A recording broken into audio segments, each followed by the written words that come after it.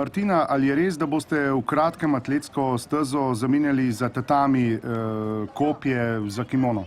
Ja, res je. Pogodbe so podpisane s Fabijanom in se že eni pogoji izpolnjujejo. Za lase mi je že rekel, da so predolgi. V bistvu največje težave pri mojih nastopih so te psihološke. Ker enostavno pred leti je bila največja težava pomiritev, ne. Ni mi pomagal nič, pa sem šla na vse, na masaže, na razne terapije, ker pa je bila pa olimpijada tu, jaz pa nisem bila pomirjena čist nič. In pač z moje strani, jaz sem za judo dovolj nabita. Izkušnje, odmarjanja pa vseh, pa bodo tukaj pika na i v bistvu. To pomanjkanje zaupanja, pa bojo Fabijeve metode spremenile 2 leti trdih treningov in v Tokiu gremo ziher na stopničke.